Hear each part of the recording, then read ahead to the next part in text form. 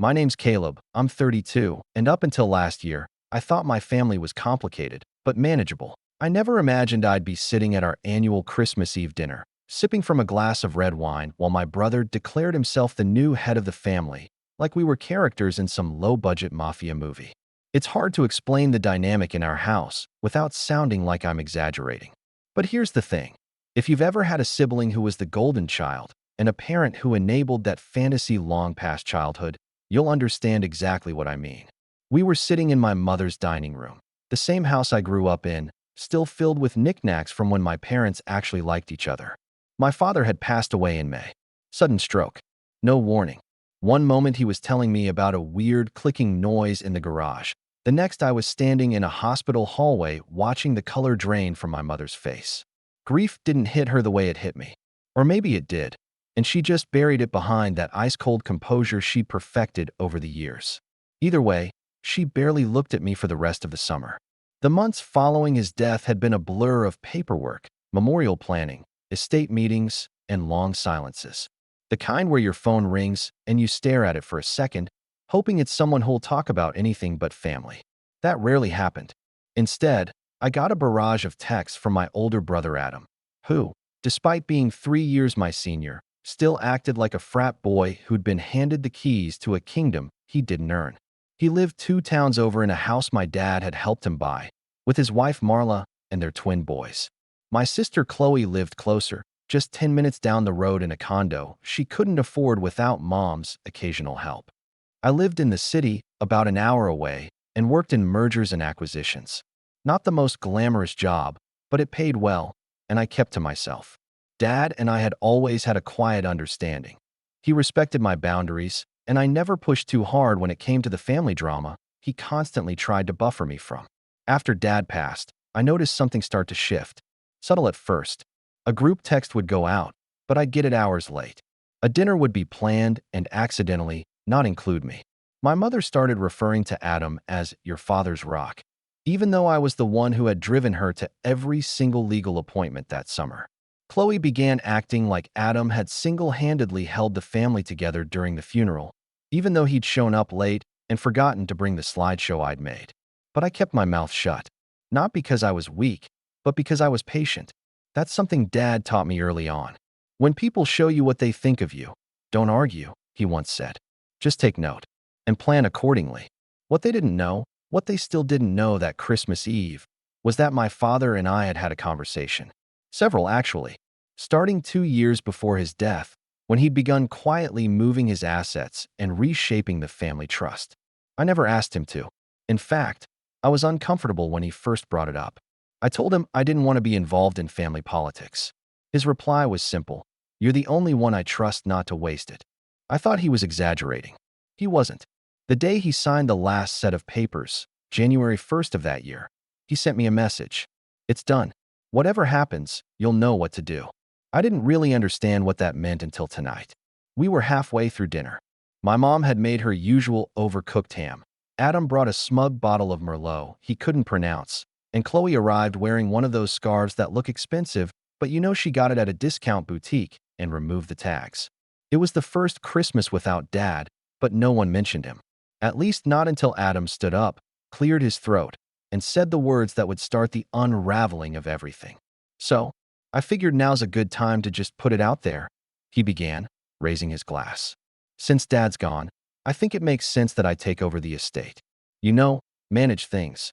Keep it all running smoothly. Chloe giggled like she was at a wedding toast.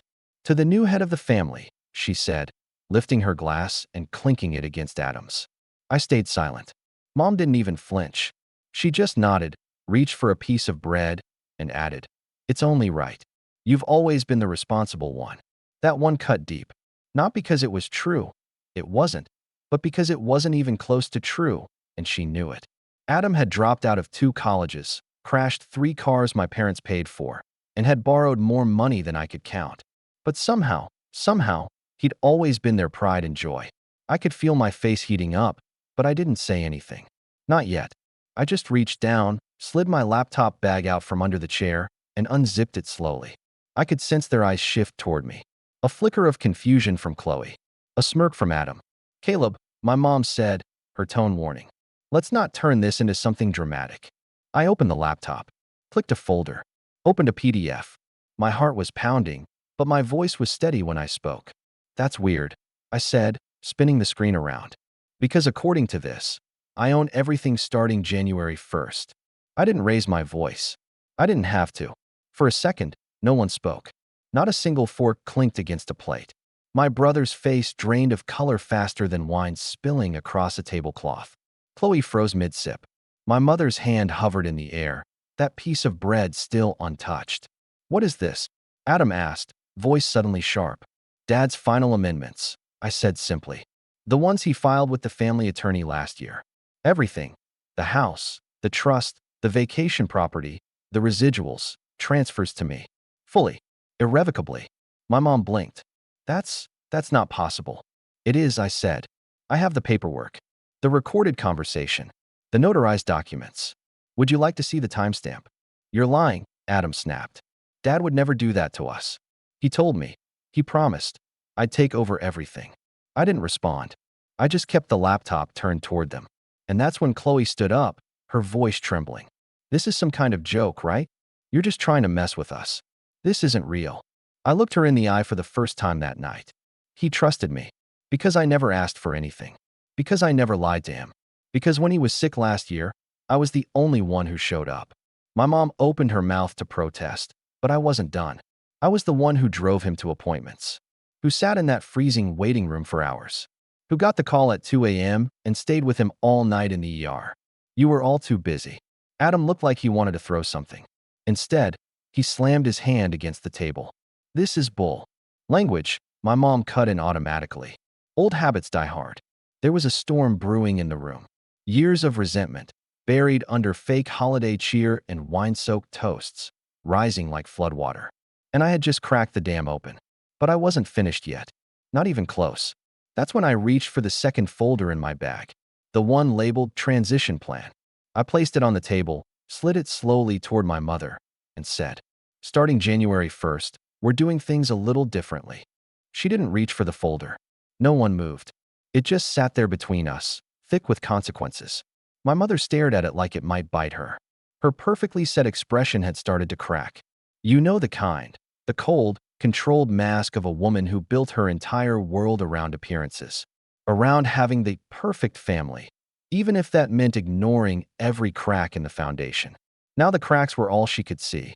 Caleb, she said finally, her voice low and clipped. We're grieving. This isn't the time to be. This is exactly the time. I interrupted, calmly but firmly. You didn't let me speak at the funeral. You didn't even tell me when you started packing up his study. You've all been acting like I was a footnote in his life, when in reality, I was the one he trusted to carry on his legacy. Adam's chair screeched as he shoved it back and stood. His hands were clenched at his sides, face flushed with fury and confusion. You always thought you were better than us, he spat. Just because you moved to the city and got some fancy job. You were never here. You never did anything for this family. I blinked slowly. I wasn't here. Adam, I was the one who paid off Dad's medical debt when the insurance refused to cover half the treatments. I didn't tell anyone because I didn't need credit. I just wanted him to be okay. Chloe shifted uncomfortably in her seat, suddenly very interested in the condensation on her wine glass. She hadn't said much, not since realizing this wasn't a prank. I turned to her next. And you, Chloe, you took a trip to the Maldives while Dad was in the ICU.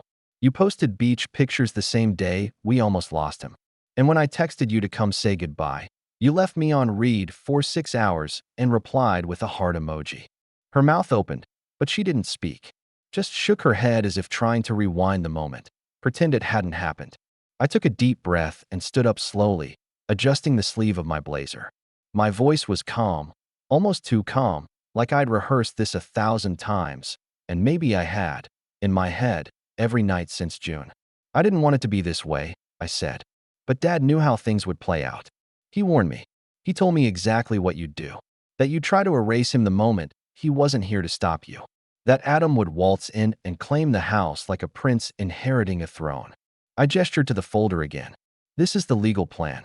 Effective January 1st, I'm taking over all decisions regarding the estate, financial and otherwise. The accounts will consolidate under a single signature, Mine. The house, the lake property, the trust funds, everything. That includes the distribution schedule. Adam's brows furrowed. What does that mean? It means, I said, watching the words land like slow-motion wreckage, that the monthly allowances you've all grown comfortable with, they're being reviewed. Dad didn't want his hard-earned money funneled into bottomless pits. He wanted it to build something. To matter. Chloe sat up straighter, eyes wide. Wait, you're cutting us off. No, I replied. I'm setting expectations. Starting now, if you want support from the estate, you'll need to show how it's being used. School, business ventures, medical expenses, all valid. But if you're expecting money for spa weekends or your husband's third failed crypto startup, I wouldn't count on it. That broke the dam. You're punishing us? My mom snapped, finally coming to life. How dare you? This family has always been about supporting one another. That was your father's value. I turned to her, and for the first time in years, really looked at her, not as my mother, but as a woman who had chosen sides long ago and pretended not to notice the wreckage. Then maybe he got tired of supporting people who never supported him back, I said, softly. Her face went pale. Dad told me about the year Adam almost lost the house. How he covered it up so you wouldn't be embarrassed at the garden club. He told me about the loans Chloe never repaid. And he told me about the account he opened in my name the day I graduated college. The one he kept adding to, even when he stopped paying for Adam's legal messes. Chloe's hand flew to her mouth. What account? I met her eyes. Exactly. My mom sank back in her chair like the air had been knocked out of her. Adam was still standing, stunned into silence. For a moment, the only sound in the room was the hum of the old radiator in the corner, the same one Dad used to joke about replacing every year but never did. I gathered my things slowly, slipping the laptop back into its bag and tucking the folder under my arm. I'm not trying to destroy this family, I said, quieter now. But I am done pretending everything's fine. I'm done playing along with your stories about who was responsible and who wasn't. Dad saw what was really happening. He saw through all of it, and he made a choice. I walked toward the door, pausing beside the family portrait still hanging crookedly in the hallway. We'd taken it 10 years ago. Everyone was smiling. But even then, I remember the way my father's hand rested on my shoulder, a subtle but unmistakable sign of where his trust truly lay. I'll be in touch before the new year, I said, turning back one last time. You should read the folder. There are some things you'll want to prepare for. And with that, I stepped into the cold night air, the sound of the door clicking shut behind me. Inside, the silence exploded. I didn't go straight home. Instead, I drove. No destination, no music, just the dull hum of the engine and the weight of everything that had just happened pressing down on my chest. The roads were nearly empty, just patches of frost on the asphalt and distant glows of Christmas lights blinking like nothing had changed. Like somewhere, families were still laughing over dessert, exchanging gifts, watching holiday movies in fleece pajamas. But in that old house, the one I used to call home, something had broken. And part of me wondered if it was always meant to. I stopped at an all-night diner on the edge of town, the kind with cracked leather booths and a jukebox that hasn't worked since 2004. The waitress didn't recognize me, which was perfect. I ordered a black coffee and just sat there, staring at my reflection in the window, the faint smear of condensation trailing down the glass. My phone buzzed once, then again, then 4 more times in the next 10 minutes. I didn't even have to look to know who it was. I let it sit on the table face down, the vibration a soft, persistent reminder that the fire I'd just lit was spreading. I thought I'd feel vindicated. I thought, finally, they'll see me for who I've always been. Not the afterthought, not the one they call when something breaks. The son Dad trusted most. But all I felt was a hollow ache in the pit of my stomach. Not guilt. No, I'd done nothing wrong, but something closer to mourning. Not for Dad. I'd already mourned him. This was different. This was mourning the idea of a family that had only ever existed in my head. Back at the house, I sat in the car for almost 20 minutes before going inside. I kept thinking about Adam's face when I said the words, "I own everything." The disbelief, the rage, the wounded pride. He hadn't expected it, because he'd never had to expect consequences. For his entire life, the world bent for him. And when it didn't, he threw tantrums until someone, usually Dad, cleaned up the mess. This time, no one was coming to save him. It wasn't until the next morning that the full storm hit. I woke to 37 unread messages. First was Adam. You're a snake. A selfish, conniving, ungrateful snake. Dad would be ashamed. Then Chloe. This isn't you, Caleb. I don't know what happened, but we're family. You can't just take everything away from us. And finally, from my mother. You have made your point. Now please, stop this before you destroy what little we have left. No one asked why Dad made the decisions he did. No one asked if I was okay. No one even tried to apologize. Just demands, accusations, emotional blackmail, and veiled threats wrapped in faux concern. At 10:32 a.m., I got a call from Mr. Brightman, Dad's lawyer. Morning, Caleb. Hope you managed to sleep a little. Barely, I muttered, pinching the bridge of my nose. He sighed. The kind of weary, knowing sigh only someone who's dealt with decades of entitled family clients can produce. I figured. I've had 3 voicemails already from your brother, 1 from your sister, and, of course, your mother has requested an emergency review of the estate documents. I almost laughed. Let me guess. She thinks Dad was coerced. That, or that he was confused. Which, given the extensive documentation, witness statements, and notarized footage of the signing, won't go far. We talk logistics. The transition was legally airtight. Starting January 1st, I'd be the primary executor and trustee. The house, mine.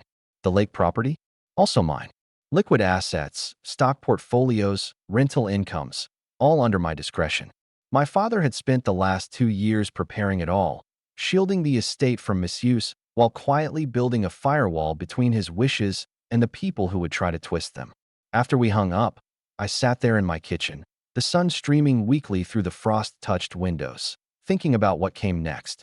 I knew I had the legal upper hand, but this wasn't just about contracts. This was about power, about control, about rewriting the story of who this family thought I was. At 2:17 p.m., my doorbell rang. I didn't answer at first, just watched from the upstairs window. It was Chloe, arms folded, pacing. Her car was still running. Probably didn't even plan to stay long. Just drop in, deliver a guilt trip, make herself the victim again. Classic Chloe. Against my better judgment, I opened the door. She smiled, or tried to. It was brittle, tight at the corners. Hey, can I come in? I stepped aside. She walked in like she owned the place, scanning the hallway like she was cataloging the furniture. Like she expected to find something that would prove I didn't deserve this. So, she said, perching on the edge of the couch. Adam's a mess. I didn't respond. She looked up. He thinks you're going to kick Mom out of the house. I raised an eyebrow. Did I say that? No, but it's what he would do, if the roles were reversed. Silence. Then she shrugged. Maybe, but it's Mom's house. I mean, she's still grieving. She grieved more for the damn cat than for Dad. I snapped before I could stop myself. Chloe blinked, caught off guard. I sighed, softer now. He was in pain, Chloe. And she just drifted. Wouldn't sit with him. Wouldn't help him eat. I was the one who stayed up with him at 3 a.m. when the meds made him hallucinate. I was the one who changed his sheets when I stopped myself. She couldn't even look at him. Chloe looked down at her hands. Her voice was small. I didn't know. No, you didn't ask. Another long silence. I just don't want things to fall apart, she whispered. We're all we have. I walked to the kitchen, poured 2 glasses of water, and handed her one. No, I said quietly. We're all we choose to have. She took the glass, but didn't drink. So what happens now? And that's when I gave her the first real look at the new order. I'm not evicting anyone, I said. But there will be boundaries. And expectations. The money is going where Dad intended it to, not into vanity projects and spa days. You and Adam are going to need to learn how to stand on your own. She swallowed hard. He's not going to take this well. Good, I said. Because for the first time in his life, he has to. Then I reached for a second envelope on the side table, one I prepared the night before, sealed and initialed. I handed it to her. What's this? An option, I said. For you. Read it later. Just know it's your choice how this plays out. She stared at it, confused. And if I don't like it? I met her gaze, steady and unblinking. Then you'll find out what it feels like to be on the other side of the glass. She left without saying much after that. She slipped the envelope into her purse like it was something fragile and radioactive at the same time. I watched her drive off from my front porch, the wind biting through my sweater, her car shrinking into the gray winter afternoon. I didn't expect her to understand, not right away. But I hoped. Maybe, just maybe, she'd read the letter carefully. That it would settle in her gut like truth usually does, slowly, then all at once. The letter wasn't a threat. It was a lifeline. I had included an outline for a new trust. One she could be part of, not as a beneficiary with a blank check, but as a co-investor. I had taken a portion of the inheritance Dad left and earmarked it for a joint venture. A community center in the city where we grew up, something he'd always talked about building but never got the chance to. I didn't want the money just sitting in bonds and real estate portfolios. I wanted it to mean something. But that would only happen if they were willing to change, to contribute, to grow. And I was done waiting for them to make the first move. By the end of that week, the temperature dropped, and the first snow of the season finally came. I was in the middle of reorganizing my files when I got the email. Subject: formal notice, estate objection filed. Adam had done it. He'd gone full scorched earth. I wasn't surprised. His ego had always been louder than his common sense. But I didn't expect him to go behind my back and try to convince the court that Dad had been mentally compromised when signing the final documents. He'd even dug up an old voicemail Dad left him during a medication haze, hoping to pass it off as proof. Mr. Brightman called me immediately. He doesn't have a case, Caleb. The documentation is airtight. Multiple doctors signed off on your father's mental capacity when the amendments were made. We have recordings, witnesses, a digital trail a mile long. This is desperation. But desperation has a funny way of turning into damage. Even if I won, and I would, the process would drag us all through months of court dates, legal fees, and ugly headlines. And I knew Adam didn't care. He just wanted to burn something down if he couldn't sit on the throne. What he didn't know was that I had already prepared for this too. A week later, I filed a counter-motion, not just to affirm the trust's legitimacy, but to freeze all current disbursements to Adam and Chloe during litigation. Chloe called me in tears the next morning. "He's out of his mind," she whispered.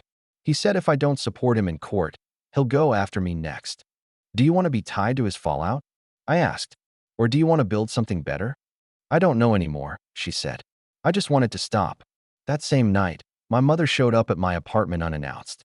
She looked thinner than usual, her coat too big for her shoulders, her lipstick carefully applied but cracked at the corners. She held a casserole dish in one hand, like she thought we could pretend everything was normal. "Can I come in?" she asked. I stepped aside without saying a word. She placed the casserole on the counter, then looked around, taking in the neat shelves, the framed photo of Dad and me fishing when I was 8, the simple calm of the space. She looked like she was searching for something to criticize, and came up empty. "You always did keep a clean place," she said softly. I stayed quiet. She finally turned to face me. "Adam's angry. Scared. He's not built for this kind of thing." I gave her a hard look. "And I am." She flinched.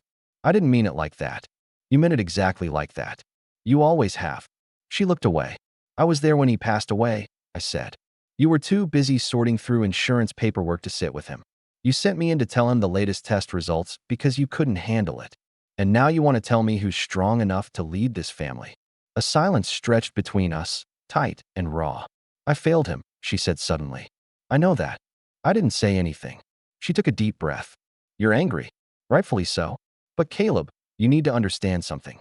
I was afraid. Afraid of watching the only man I ever trusted waste away in front of me. I thought if I kept things running, if I stayed busy, I wouldn't fall apart. I believed her. Or at least, I believed that she believed herself. "I'm not trying to destroy anyone," I said. "But I won't enable the same cycle anymore. Not for Adam. Not for Chloe. Not for you." She nodded slowly. Then, without a word, she reached into her purse and handed me something. A faded envelope, sealed and yellowed with age. "What is it?" "A letter," she said. "Your father wrote it. I never read it. He said it was for you." I sat down on the couch, the envelope heavy in my hands. I waited until she left before I opened it. Inside was a single page, handwritten in Dad's messy scrawl. "Caleb, if you're reading this, it means I'm gone. I wish I could have had this conversation with you face to face, but some things are easier said on paper. You've always been my quiet strength. You never asked for anything, but you gave more than anyone realized. I saw how they treated you, how they overlooked you, and it broke my heart. That's why I made the decisions I did. Not to punish them, but to protect you. To protect what matters. This family will fight you. They'll try to twist it. But don't lose yourself in the noise. You know who you are. and I know what you're capable of. Build something better. I love you, son. Always. Dad, I don't cry easily. But I did that night. I sat on the couch, letter trembling in my hands, tears finally spilling after months of holding everything in like a dam threatening to crack. It wasn't just grief, it was release. It was permission. I wasn't the spare. I wasn't the afterthought. I was the one he trusted to finish the job. Months passed. The court sided with me, unanimously. Adam's objection was dismissed with prejudice. Chloe withdrew her support from his motion and signed onto the community center project. She started coming by once a week to help with the planning. For the first time in years, we talked, really talked. She apologized for the way she'd ignored me growing up, for laughing at Adam's jokes when they were aimed at me, for letting Mom's favoritism define our roles. I forgave her. Eventually. Adam, on the other hand, moved out of his house after it was foreclosed. Marla filed for separation. Last I heard, he was living in a rental an hour outside the city and working sales at a car dealership. He still hasn't spoken to me. And maybe that's for the best. Mom sold the old house, not by force, but by choice. She moved into a smaller condo closer to the city. She visits now and then, mostly on Sundays, and she brings actual food instead of frozen casseroles. She still has moments where the mask slips back on, but they're fewer. She's learning to be a person instead of just a matriarch. As for me, I funded the construction of the Marcus Reed Community Center, named after my father, in the heart of the neighborhood where he grew up. We opened its doors last week.